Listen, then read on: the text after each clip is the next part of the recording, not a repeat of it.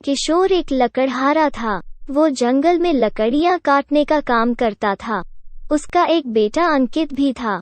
उसकी बीवी अंकिता का देहांत हो चुका था।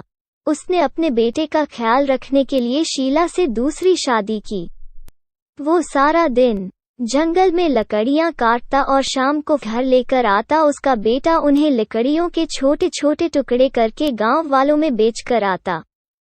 जैसे ही सर्दियों का मौसम आता, किशोर सेब लेकर घर आता। शीला सिर्फ एक सेब भी अंकित को देती और बाकी सारे अपनी बेटी को दे देती।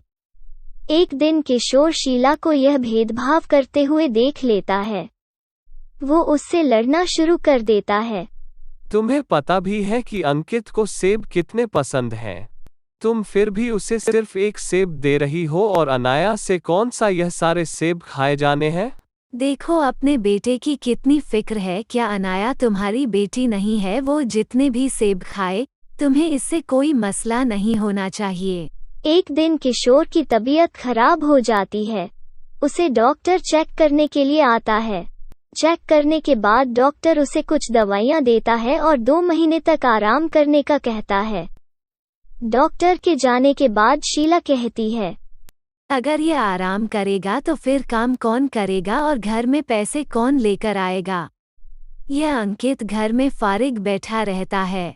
आज से यह काम करेगा और घर पैसे लेकर आएगा, नहीं तो मैं तुम दोनों को घर से निकाल दूंगी।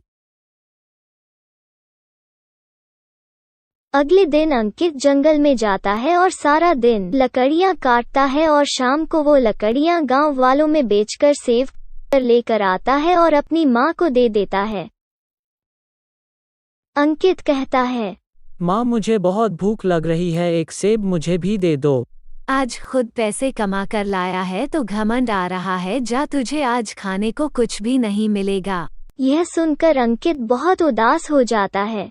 वो घर से बाहर चला जाता है। चलते चलते वो जंगल में पहुंच जाता है। वहां उसे एक पेड़ दिखाई देता है जिस पर बहुत सारे सेब लगे हुए थे। यह देखकर वो बहुत खुश होता है। वो एक पत्थर उठाता है और सेब को मार देता है। सेब जमीन पर गिर जाता है, लेकिन जैसे ही वो सेब को उठाने के लिए आगे बढ़ता है, सेब दोबारा पेड़ पर लग जाता है। यह देखकर वो बहुत हैरान होता है। वो दोबारा एक पत्थर सेब को मारता है। सेब जमीन पर गिर जाता है।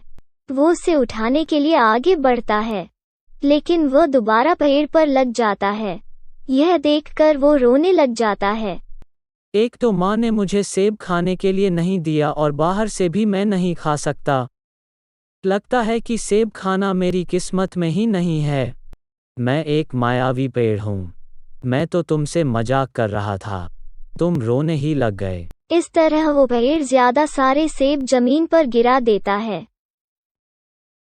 अंकित वो सेब उठाता है और खाना शुरू कर देता है। तुम मुझे बहुत अच्छे लगे। मैं तुम्हारी मदद करना चाहता हूँ। यह लो, यह एक सेब का घर है। तुम इसमें जाओ, इसके अंदर बहुत सारे सोने के सेब पड़े हुए हैं और वहाँ से सिर्फ एक सेब ही उठाना। अगर तुमने एक से ज़्यादा सेब उठाए तो तुम मुश्किल में पड़ सकते हो। अंकित सेब के घर के अंदर चला जाता है। वहाँ ज्यादा सारे सोने के सेब पारे होते हैं। अंकित वहाँ से एक सेब उठाता है और बाहर आ जाता है। इसके बाद वो घर आता है और वो सेब अपनी माँ को देता है। इसके बाद वो अपनी माँ को सारा वाकया सुनाता है।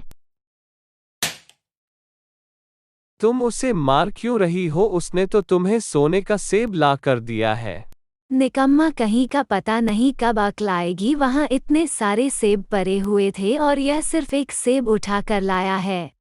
उसने मुझे कहा था अगर तुम एक से ज़्यादा सेब उठाओगे तो तुम मुश्किल में पड़ सकते हो। तुम मुझे उसके पास ले चलो। शीला उस पेड़ के पास जाती है और उसे कहती है कि मुझे मदद की जरूरत है।